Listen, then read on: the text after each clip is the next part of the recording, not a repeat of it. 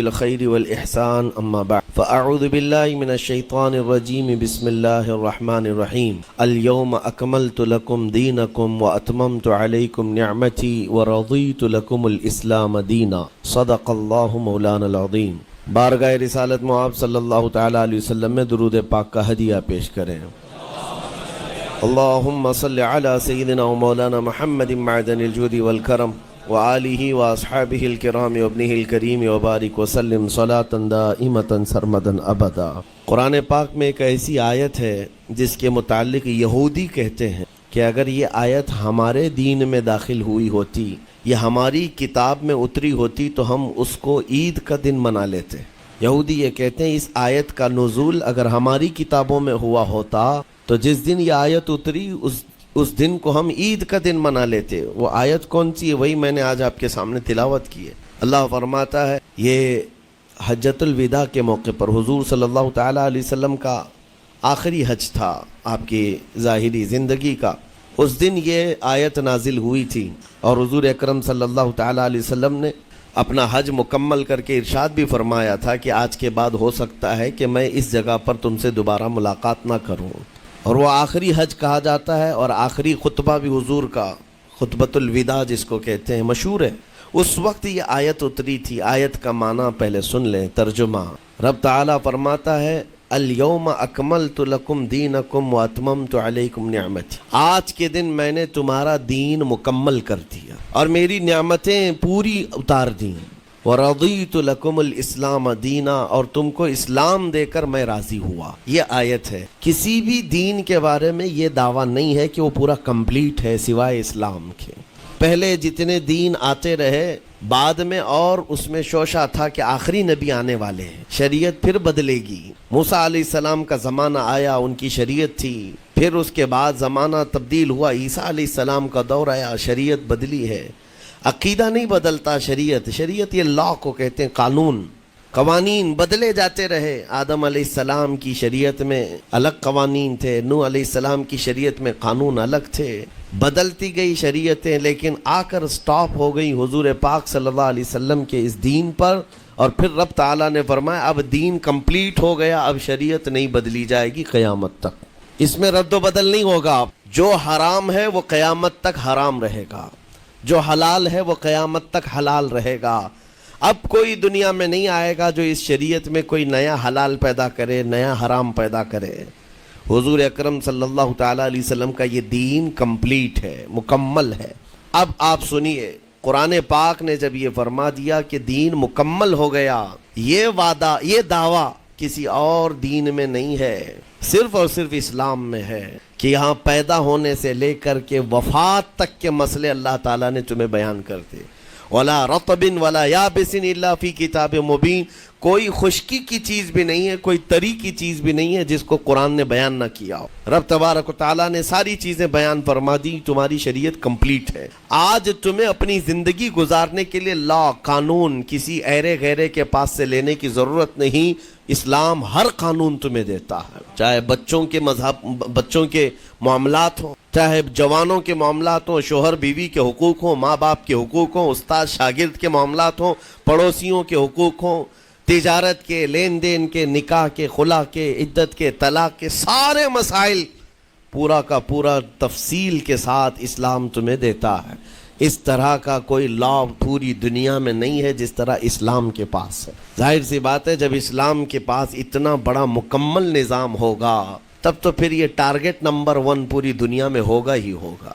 یوں ہی اسلام سے لوگ نہیں چڑھتے، یوں ہی اسلام سے نہیں نفرت کرتے۔ ظاہر سی بات ہے کہ حسینوں سے ہی حسد ہوتا ہے، کوڑھی سے کون حسد کرے گا؟ جس کو کوڑ کی بیماری ہو اس سے کوئی حسد نہیں کرتا۔ ایک حسین دوسرے حسین سے بھی نفرت کرتا ہے، حسد کرتا ہے، یا کم صورت والا اچھی صورت والے سے حسد فطری طور پر کرتا ہے۔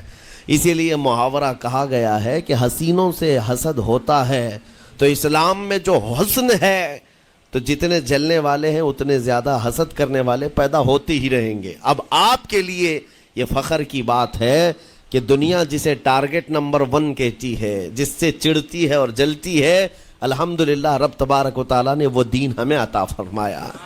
وہ اس لیے نہیں ہے کہ لوگوں کے چڑھنے کی وجہ سے میں فخر کر رہا ہوں، اس لیے کہ میرے دین کے علاوہ کوئی دین ایسا نہیں جو یہ دعویٰ کر سکے کہ ہم کمپلیٹ لا رکھتے ہیں، صرف اور صرف اسلام کے پاس ہے۔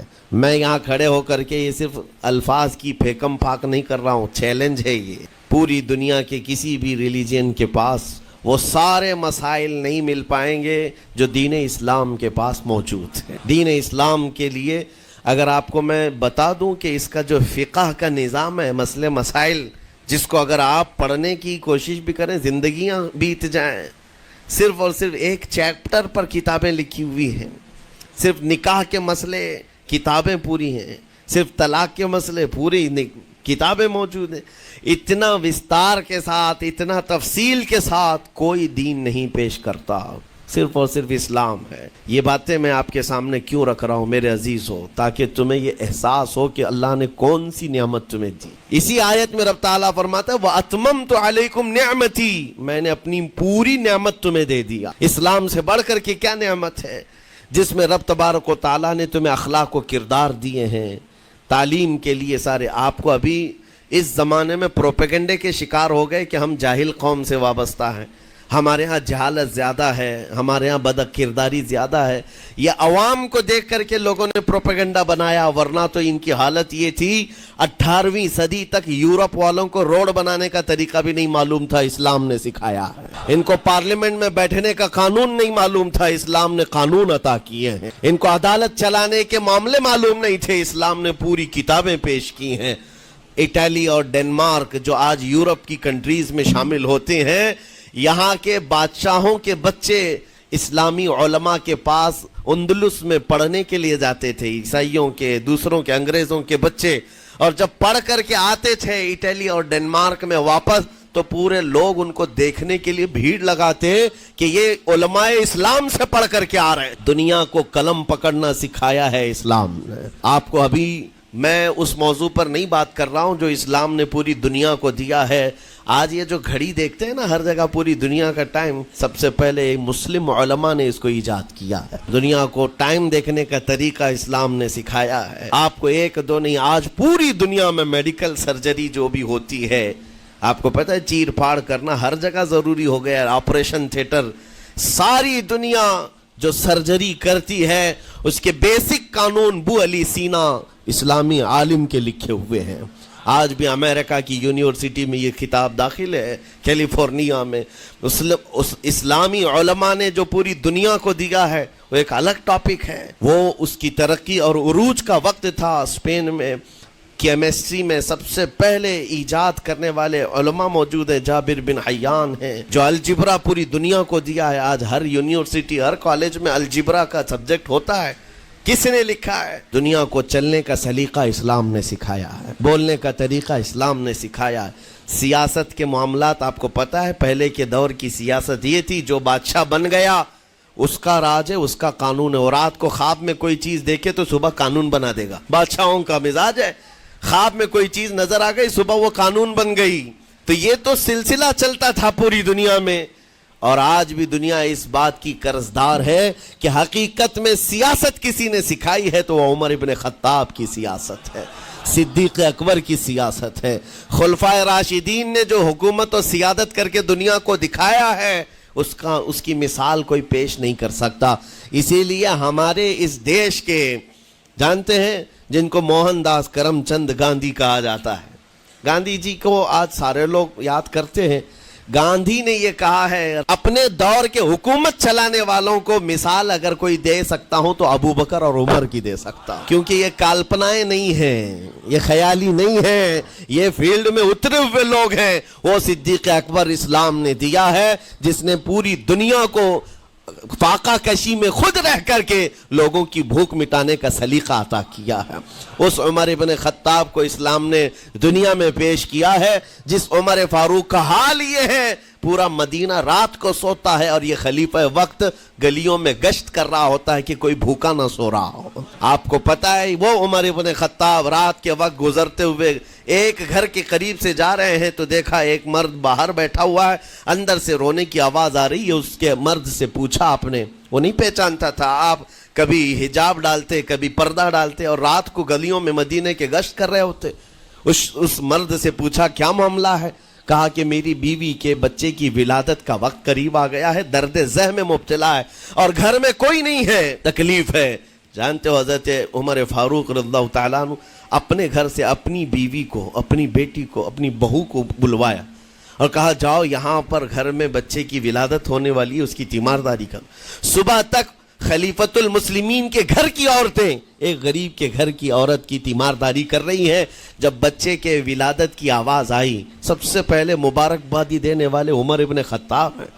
اس سے کہتے بھائی تمہیں مبارک ہو, اللہ نے بیٹا عطا فرمایا. وہ خوش و خرم ہے کہ میرا کوئی رشتہ دار نہیں ہے, اجنبی رات کو آیا ہے اور مجھے مبارکبادی بھی دیا, میرے گھر کے سارے کام کاج بھی اٹھا لیا اور اپنی پیٹھ پر گھر سے بوریا لا کر کے آٹے اور راشن کا اس گھر میں پہنچایا اور کہا خوش و خرم رہو, اللہ نے تمہارے گھر میں برکت دی ہے. صبح اٹھ کر کے وہ لوگوں کو بتا رہا ہے اللہ نے رات کو ایک عجیب فرشتہ بھیجا, میرے گھر میں اکیلی عورت تھی, درد ذہ میں مبتلا تھی, 3 عورتیں بھی آئی اور ایک مرد بھی آیا, رات بھر میرے ساتھ بیٹھا رہا, مجھے کھلایا پلایا بھی, میرے گھر کی تیمارداری بھی کر کے گیا. لوگوں نے کہا جانتے ہو کون تھا وہ؟ عمر ابن خطاب امیر المومنین تھے. دنیا کو یہ سیاست کا سلیقہ دینے والا اسلام کا وہ عظیم سپہ سالار ہے. آج بھی آپ کو میں بتاؤں اٹلی میں اور ڈنمارک میں اور کچھ کنٹریز میں ایک دن منانے کا پرستاؤ پیش کیا جا رہا ہے.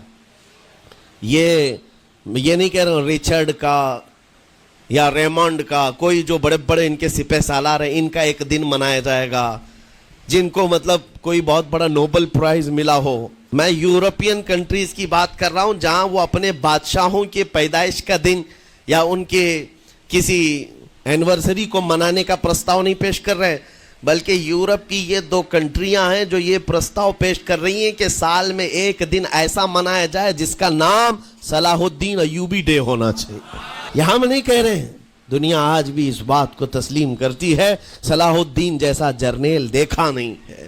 عزیزان گرامی وقار, یہ چند مثالیں میں آپ کے سامنے رکھا اور اس کے بعد پھر میں تمہیں جھنجھوڑ کر پوچھتا ہوں, اپنے دل پر ہاتھ رکھ کر کے بتاؤ اسلام سے اچھا کوئی راستہ ہے؟ قرآن یہی کہتا ہے وَمَن يَبْتَغِ غَيْرَ الْإِسْلَامِ دِينًا فَلَن يُقْبَلَ مِنْهُ, جو اسلام کے علاوہ دوسرا راستہ لے کر کے آئے گا قیامت کے دن اس کا کوئی قبول نہیں کیا جائے گا, نہیں قبول کیا جائے گا, بلکہ وہ سب سے بڑے گھاٹے میں ہوگا, آخرت کے دن خسارہ اٹھانے والوں میں ہوگا. آج تمہارے پاس وہ عقل سلیم اللہ تعالیٰ نے دیا, جس کو تھوڑی بہت شدھ بدھ ہونا, عقل کا استعمال کرتا ہو, وہ بھی اسلام کے متعلق سوچے گا کہ میرے دین میں اتنی اچھائیاں ہیں, آج تک رب تعالیٰ نے مجھے یہ پیشانی کسی کے سامنے جھکنے نہیں دیا.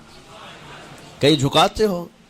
ارے کھانا کھاتے, کھانا تو روزانہ ضروری ہے, اور رزق کے معاملے میں تو لوگ ایسے, دنیا کہتی ہے پیٹ پوجا, ہم پیٹ پوجا نہیں کہتے. کھانے کے لیے بعض لوگ کہتے ہیں نا پہلے پیٹ پوجا ہو جائے, پوجا کا لفظ ہی ہم استعمال نہیں کرتے. کھانا برتن میں رکھا ہوا ہے, آپ کے گھر میں کھانا لا کر کے دیا جاتا ہے, تو کیا آپ سر جھکا کر چاٹ کے کھاتے ہیں یا لقمے اٹھا کر ہاتھ سے کھاتے ہیں؟ ہاتھ سے کھاتے ہیں. باقی جانوروں کو دیکھو, بکری کھاتی ہے منہ جھکا کر کھاتی ہے, بیل بھینس وغیرہ سب سر جھکا کر کے کھاتے ہیں, رزق کو چاٹ کے کھاتے ہیں, ان کا سر جھک جاتا ہے. لیکن تمہارے سر کو رب نے اتنا محترم رکھا کہ روز جو تمہیں رزق کی ضرورت ہے اس کے سامنے بھی مت جھکاؤ. سر جھکانا ہے تو رزق کے سامنے نہیں, رزاق کے سامنے جھکا. تمہاری پیشانی کو محترم رکھا گیا ہے کہ تم جھکو گے تو کس کے سامنے؟ صرف رزاق جو ہمارا پالنہار حقیقی ہے. اور حد تو یہ ہے میرے عزیزو, یہ دنیا کی واحد قوم ہے, یہ واحد مذہب ایسا ہے, یہودی ہوں, عیسائی ہوں, ہندو ہوں, کوئی بھی ریلیجن آپ لے کر کے آئیں, جس کو وہ بہت زیادہ مانتے ہیں یا جس کو گاڈ کہتے ہیں یا جس کو بھگوان کہتے ہیں, ان کی صورت بھی ہوگی, مورت بھی ہوگی, اور سامنے دیکھتے ہیں اور جھکتے ہیں, عبادت کرتے ہیں. لیکن تنہا مسلمان ایسے ہیں, کروڑوں مسجدیں ہوں گی, کہیں خدا کی کوئی تصویر دیکھا ہے؟ کہیں مسجدوں میں خدا کا کوئی مورت یا صورت بنائی ہوئی دیکھا ہے؟ نہیں ہے. یہ واحد قوم ہے جو بن دیکھے مولا کی بارگاہ میں سجدے میں جھک جاتی ہے. صرف بات اتنی ہے کہ ان کو یہ کہنا پڑے گا, اگر میں کہوں میرے نام پر آ جاؤ جھک جاؤ, نہیں, کوئی نہیں جھکائے گا. ہاں, یہ کہنا پڑے گا امام کو بھی اللہ اکبر, اللہ سب سے بڑا ہے. پھر کوئی پیچھے کھڑا ہوا یہ نہیں پوچھتا کہ کس نے کہا, کون پکار رہا ہے, پیشانی لے جا کر زمین پر لگا دیتے. کیوں؟ ہماری پیشانی خالص اللہ کے لیے ہے. میرے عزیزوں, یہ وہ پرائیورٹیز ہیں اور یہ اسپیشلٹی ہے آپ کے اس کمیونٹی کی جس کو مجھے آپ کے سامنے رکھنا ہے. اتنی سارے اچھے گلشن کو چھوڑ کر اگر کوئی بربادی کی طرف جائے تو پھر سوائے بدنصیبی کے کیا ہے اس کے پاس. جس کو اللہ تبارک و تعالی وعدے کیا ہو کہ تم اپنی جان اور اپنے مال کے بدلے مجھ سے جنت خرید لو, جہاں پر سارے اخلاق و کردار اور دنیا کی سب سے اعلیٰ اخلاق تمہیں سکھانے کے دعوے کیے گئے ہوں, وہ چھوڑ کر کے اگر دنیا کہیں اور جائے تو پھر تمہاری یہ ہرما نصیبی ہے. ایک بات میں آپ کو بتاؤں, سکسیس کس کو کہتے ہیں؟ کامیابی. اور ہر کوئی یہ کہتا ہے کہ مجھے سکسیس کی طرف سفر کرنا ہے. 10ویں پاس نوجوان کو بھی پوچھیں کہ کوئی بھی کورس کر رہا ہے, آگے جا رہا ہے, کیوں جا رہا ہے؟ کچھ سکسیسفل لائف گزارنا ہے, کامیاب زندگی گزارنا ہے. اس کے لیے دروازے کھٹکھٹا رہا ہے. تمہیں پتہ ہے ان مسجدوں کے میناروں سے جو آواز گونجتی ہے اذان کی, اس میں ایک لفظ آتا ہے. سارے لفظ تو آپ کو یاد ہوں گے. اللہ اکبر بھی کہا جاتا ہے, اشہد ان لا الہ الا اللہ بھی, اشہد ان محمد رسول اللہ بھی ہے. اس کے بعد ایک لفظ پکارتا ہے مؤذن, حی علی الصلاۃ. حی علی الصلاۃ کا مطلب ہوتا ہے آؤ نماز کی طرف, آؤ نماز کی طرف. اس کے بعد ایک اور لفظ پکارتا ہے حی علی الفلاح, جس کا معنی معلوم ہے آپ کو؟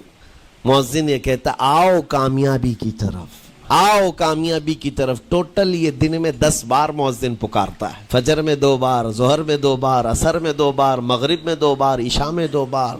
کتنی مرتبہ پکارا؟ 10 بار پکارا تمہیں, آؤ کامیابی کی طرف. لیکن ایک بات یاد رکھو, یہ پکارنے والے مؤذن کی حالت مت دیکھو کہ یہ پکار رہا ہے, بلکہ یہ رحمان کی صدا ہے, یہ اللہ کی صدا ہے جو تمہیں بلا رہا ہے. یہ تو اپنی آواز اور اپنے الفاظ سے ترجمانی کر رہا ہے اور تمہیں اللہ کی صدا تمہارے تک منتقل کر رہا ہے. لیکن حقیقت میں بلانے والا کون ہے؟ اللہ ہے. مسجدوں میں بلانے والا کون ہے؟ اللہ ہے. اللہ کی صدا پر آپ آ رہے ہو.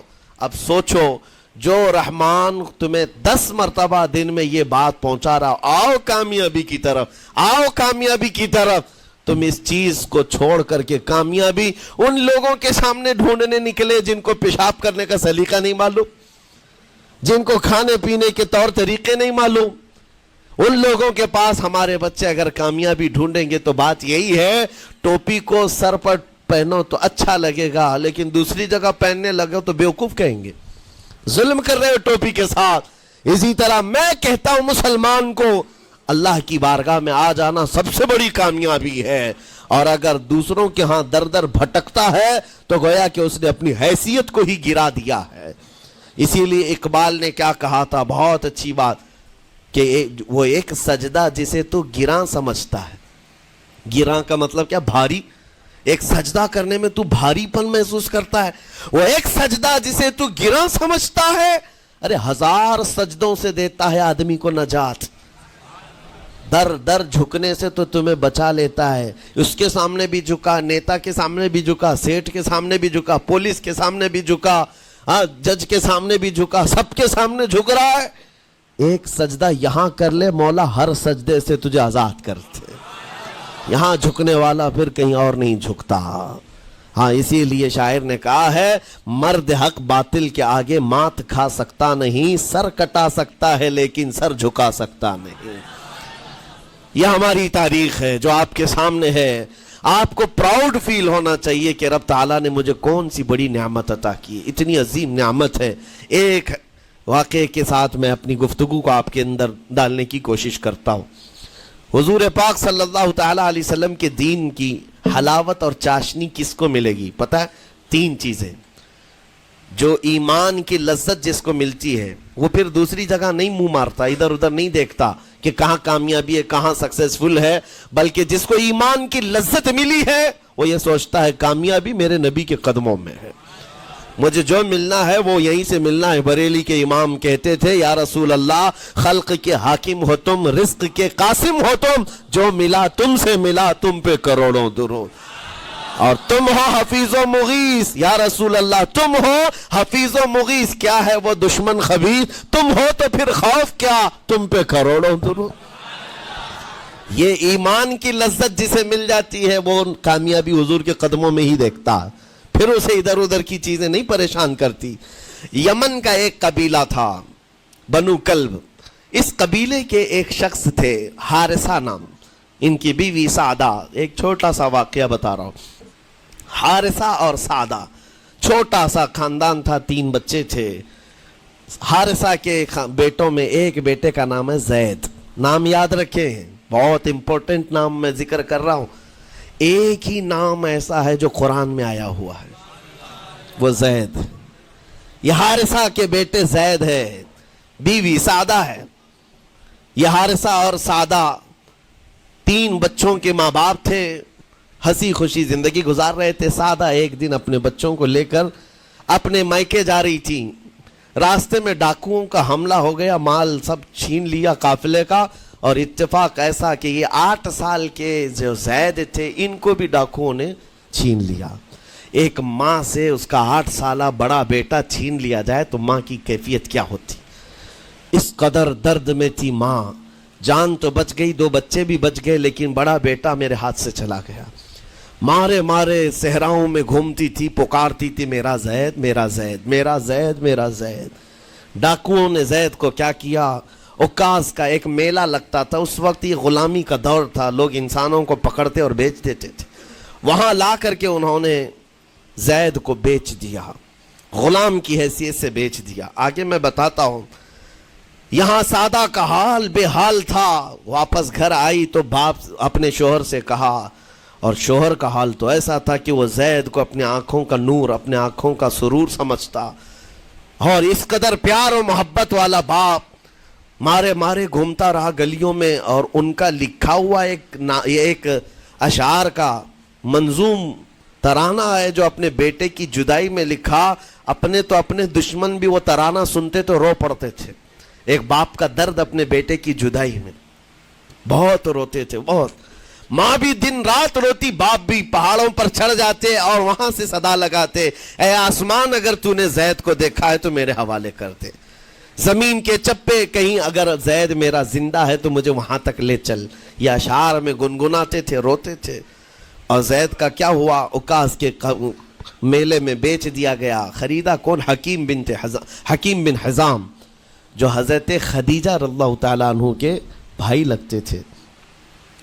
یہ لے کر کے آئے، اور حضرت خدیجہ رضی اللہ تعالیٰ عنہ اس وقت مکہ میں اور حضور پاک صلی اللہ علیہ وسلم کے نکاح میں، تو حضرت خدیجہ کے پاس یہ زید آ گیا، بھائی نے گفٹ کے طور پر دے دیا۔ حضرت خدیجہ کے گھر میں یہ زید جب آئے، اس وقت ان کی عمر یعنی 10-12 سال کے آس پاس رہی ہوگی، اور یہ ایسا لڑکا جو چھوٹی سی عمر کا، ادب اتنا تھا کہ ہر ایک کا ادب کرتا، بڑے اچھے خاندان سے تعلق رکھنے والا۔ ہوا کیا، ایک دن آفتاب رسالت، ماہتاب رسالت رسول پاک صلی اللہ علیہ وسلم کی نظر پڑی، دیکھا اخلاق و کردار میں کامل بچہ ہے، اور ایک ہی نظر میں بھاگ گیا۔ پوچھا حضرت خدیجہ سے، کہا کہ یہ غلام ہے، عکاظ کے میلے میں بیچا گیا ہے۔ حضور نے فرمایا یہ میرے حوالے کر دو، میرے حوالے کر دو۔ حضور نے جس کو پسند کر لیا ہو، حضور نے جس پر نگاہ رکھی ہو، اب وہ زید خوشی خوشی حضور کے پاس آئے۔ نبی پاک صلی اللہ تعالیٰ علیہ وسلم ان کے اخلاق سے بڑے خوش تھے، اور اس کے بعد محبت بھی ایسی دی، ایسی شفقت دی کہ زید کو نہ باپ کی خبر تھی نہ ماں کی خبر تھی، جو کچھ تھا وہ رسول اللہ کے پاس تھا۔ حضور پاک صلی اللہ تعالیٰ علیہ وسلم کی تربیت میں دن گزرتے گئے، بڑے ہو گئے، یہاں تک کہ 16 سال کی عمر تھی۔ ایک دن حج کے موسم میں یمن کا بنو کلب خاندان آیا ہوا تھا، اور وہاں حج کے دوران وہ لوگ زید کے باپ حارثہ کے لکھے ہوئے اشعار پڑھ رہے تھے اور لوگوں کو رلا رہے تھے۔ ایک ہمارے قبیلے میں باپ ہے جو بچھڑے ہوئے بچے کی یاد میں روز روتا ہے، اس کے اشعار تو سنو۔ لوگ سن کر کے رو رہے تھے، یمن کا کوئی ایسا باپ ہے جو یوسف گم گشتہ کی خبر میں رویا کرتا ہے۔ یہ لوگوں کی بھیڑ لگی تھی، اسی کے سامنے سے زید کا گزر بھی ہو رہا تھا۔ بنو کلب کے لوگوں نے زید کو دیکھا، پہچان لیا، یہی تو وہ بچہ ہے جس کی یاد میں اس کا باپ روتا ہے، اور اس کو بلایا اور کہا تیرا نام؟ کہا زید۔ باپ کا نام حارثہ؟ کہا یہی تو ہے جس کے غم میں پورے اشعار پڑے جا رہے یمن میں۔ زید سے کہا تجھے پتہ ہے تیرے باپ کا رو رو کر کے کیا حال ہو گیا؟ تیری ماں صحراؤں میں آواز دیتی ہے، پہاڑوں پر چڑھ جاتی ہے۔ ایک بچے کے لیے اس کے ماں باپ کی جدائی بتا دینا کتنی بڑی بات تھی۔ میرے عزیزو، سالوں کی یہ گم گشتہ خبر پھر سے واپس مل گئی ہے۔ زید نے کیا کہا کہ اب میرے ماں باپ سے جا کر کہہ دیں کہ رونا دھونا بند کریں، اونٹوں کی طرح ادھر ادھر بھٹکنا بند کریں، انہیں میرا سلام پہنچائیں اور کہیں انہوں نے جہاں مجھے دیکھنا تھا اس سے بہتر جگہ میں ہوں، اس سے بہتر جگہ میں ہوں۔ یہ بنو کلب خاندان گیا یمن، جا کر کے باپ سے کہا، حارثہ سے اور سعدہ سے، خبر تمہارے لیے اچھی لائے، تمہارا گم ہوا بیٹا جو پچھلے 10-12 سالوں سے تمہیں نہیں مل رہا تھا، وہ حرم کعبہ کے پاس ہمیں نظر آیا ہے، غلام بنا کر لوگوں نے بیچا ہے اسے، لیکن وہ ایک ایسے حسین و جمیل کی غلامی میں ہے، ایک ایسے حسن والے کی غلامی میں ہے کہ زید وہاں سے ہٹنا نہیں چاہتا۔ باپ نے کہا میرے کلیجے سے پوچھو مجھ پر گزرتی کیا ہے، اس کی ماں سے پوچھو، ایک نظر دیکھ لے گا وہ واپس ہماری جھولی میں آ جائے گا۔ دوڑتے دوڑتے یمن سے گھنٹوں، یعنی جو مہینوں کا سفر تھا، دنوں میں طے کر کے پہنچے، مکہ آئے۔ جیسی آئے تو رسول پاک صلی اللہ علیہ وسلم کو ڈھونڈا، حضور پاک مل گئے تو دھاڑے مار مار کر باپ رونے لگا اور کہا کہ اے محمد صلی اللہ علیہ وسلم، ہم نے آپ کے متعلق سنا ہے یتیموں کے والی ہیں، آپ کا دل بہت بڑا ہے، مجھ باپ کے اوپر رحم کیجئے، برسوں سے اپنے بچے کے لیے ترس رہا ہے، میں اور میری بیوی تڑپتے ہیں، صحراؤں میں آواز دیتے ہیں۔ حضور نے پوچھا ہوا کیا ہے تمہارے ساتھ؟ کہا ہمارا بیٹا گم ہو گیا تھا، برسوں ہو گئے تھے، لیکن سنا ہے وہ یہاں رہتا ہے۔ حضور نے پوچھا کیا نام ہے اس کا؟ کہا زید اس کا نام ہے، میرا نام حارثہ ہے۔ حضور پاک صلی اللہ علیہ وسلم کے محبوب زید کے بارے میں پوچھ لیا، حضور جس سے خود محبت کرتے ہو، حضور جس سے محبت کرتے ہو، باپ نے پوچھ لیا۔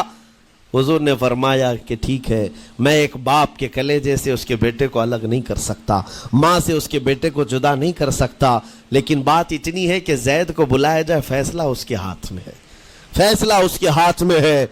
میں زید کو بلاتا ہوں۔ غلام تھے اس وقت، حضرت زید کو بلایا گیا اور اس وقت بھری جوانی والا زید ہے، جیسی ہی آئے پہلی نظر باپ کو دیکھا، ماں کو دیکھا، ماں باپ تو چیخ پڑے ہمارا زید مل گیا، ہمارا زید مل گیا۔ لیکن کمال کی بات میں دیکھتا ہوں ایسی دیوانگی پوری دنیا میں نہیں ہے۔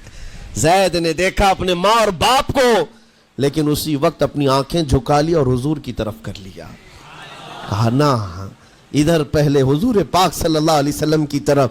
حضور نے دیکھا کہ زید ماں باپ کی طرف دیکھ نہیں رہے ہو، جو رو رو کر کے برا حال کر چکے ہو۔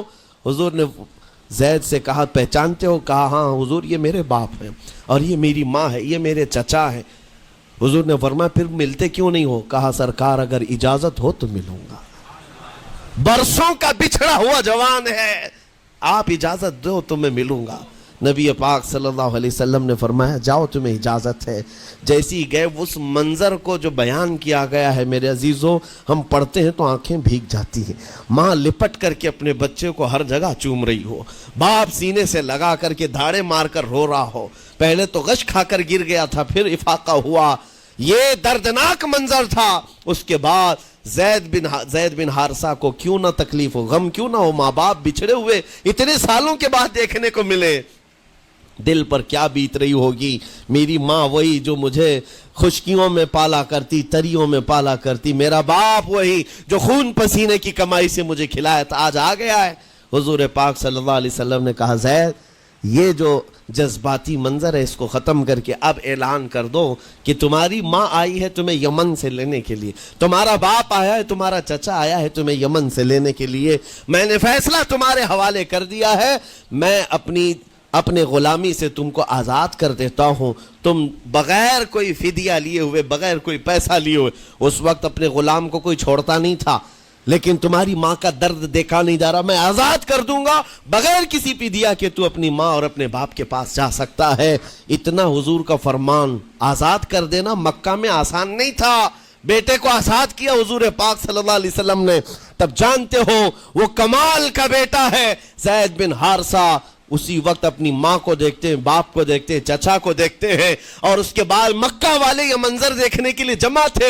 مخاطب ہو کر کے کہتے ہیں، اے سارے مکہ والوں گواہ ہو جاؤ، میں اپنی زندگی حضور محمد مصطفیٰ کے لیے وقف کر دیا ہے، میں نے محمد عربی صلی اللہ علیہ وسلم کے لیے زندگی وقف کر دی ہے۔ نہ مجھے یمن جانا ہے، نہ مجھے بنو کلب جانا ہے۔ ماں اور باپ دیکھتے رہ گئے۔ باپ نے پوچھا، زید آزاد کیا گیا ہے اور آزادی کی زندگی کو چھوڑ کر تو غلامی کی زندگی کو قبول کر رہا ہے؟ زید بن حارثہ نے اس وقت تاریخی جملہ کہا تھا، کہا بابا آپ نے جتنی شفقت کی ہوگی، یا 1000 ماں باپ مل کر اپنے بیٹوں پر جتنی شفقت نہیں کیے ہوں گے، اس سے زیادہ شفقت محمد الرسول اللہ نے کیا ہے۔ میں 1000 آزادیوں پر اس ایک غلامی کو، میں 1000 آزادیوں کو قربان کرتا ہوں اس ایک غلامی پر، میرے لیے زندگی بھر یہ غلامی کافی ہے۔ اتنا کہا تھا، میرے آقا صلی اللہ علیہ وسلم نے اپنے باہوں کو پھیلا دیا، سینے سے لگایا اور زید بن حارثہ کو لے کر خانہ کعبہ کے پاس آئے۔ میرے عزیزو، ان کا حال بھی ایسا ہے کہ اگر کوئی ٹوٹ کر چاہتا ہے تو یہ نہیں ہے کہ تو چاہ رہا ہے، بلکہ ان کا حال یہ ہے، اتنا دیا سرکار نے مجھ کو جتنی میری اوقات نہیں، یہ تو ان کا کرم ہے، ورنہ مجھ میں تو ایسی بات نہیں۔ آتا ہے فقیروں پہ انہیں پیار کچھ ایسا، خود بھیک دے اور خود کہے منگتے کا بھلا ہو۔ حضور اکرم صلی اللہ علیہ وسلم زید بن حارثہ کو پکڑتے ہیں، خانہ کعبہ کے پاس لے آتے ہیں۔ ہجوم جمع تھا، مکہ والے سب کھڑے تھے۔ تب نبی پاک صلی اللہ علیہ وسلم اعلان کر کے کہتے ہیں، اے مکہ والوں سن لو، آج سے زید کو میں نے آزاد کیا ہے، اور صرف آزاد نہیں، آج سے یہ میرا وارث ہے اور میں اس کا وارث ہوں، یہ میرا بیٹا ہے۔ حضور نے تنہا ایک ہی صحابی کے لیے کہا، یہ میرا بیٹا ہے۔ اور اس کے بعد زید بن حارثہ کو لوگ جو مکہ میں پکارتے تھے زید بن محمد کہتے تھے، محمد کا بیٹا زید، رسول پاک صلی اللہ علیہ وسلم کے بیٹا ہونے کا شرف پایا ہے۔ میرے عزیزو، یہ جنہوں نے حضور صلی اللہ تعالی علیہ وسلم کے دربار کا ایک بار مزہ چکھ لیا تو وہ پھر یوں ہی کہتا ہے، پھر کے گلی گلی تباہ، ٹھوکریں سب کی کھائی کیوں، دل کو جو عقل دے خدا تیری گلی سے جائے کیوں۔ حضور پاک کی گلی میں جو ایک بار مزہ لے لے وہ پھر دنیا کی ٹھوکریں نہیں کھاتا۔ اسی لیے آج تم سب کے لیے میرے عزیزو ایک ہی فرمان میرے آقا صلی اللہ تعالیٰ علیہ وسلم کا سنا کر رخصت ہوتا ہوں۔ ایمان کی حلاوت اس کو ملتی ہے جو اپنی زندگی میں سب سے زیادہ اللہ اور اس کے رسول سے محبت کرتا ہے، اللہ اس کے رسول سے محبت کرتا ہے۔ اور دوسری چیز یہ بھی ہے، کفر میں جانے کو ایسا ناپسند کرتا ہو جیسے آگ میں ہاتھ ڈالنے کو ناپسند کرتا ہے۔ کفار و مشرکین کے میلے آج لگ رہے ہوں گے، لیکن تمہارا امتحان ہوگا۔ 31 نائٹ آنے والی ہے، یہ آزمائش کی رات ہے۔ لوگوں کو دیکھا جائے گا کہ تم کون سی عیاشیوں میں جاؤ گے، تم اس رات کو کیا دنیا داروں کو دیکھ کر ان کے پیچھے بھاگ جاؤ گے۔ ایک بات یاد رکھو، شیروں کو جس کام کے لیے پیدا کیا گیا اسی کام پہ رہنا چاہیے، اور شیر اگر اپنا کام بھول جاتا ہے تو کتے اس کے اوپر لگ جاتے ہیں۔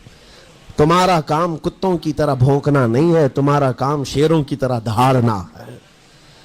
میرے عزیزو، محمد عربی صلی اللہ علیہ وسلم کے وہ شیر جو گٹر اور نالی کے لیے نہیں پیدا کیے گئے، اعلیٰ اخلاق و کردار کے لیے پیدا کیے۔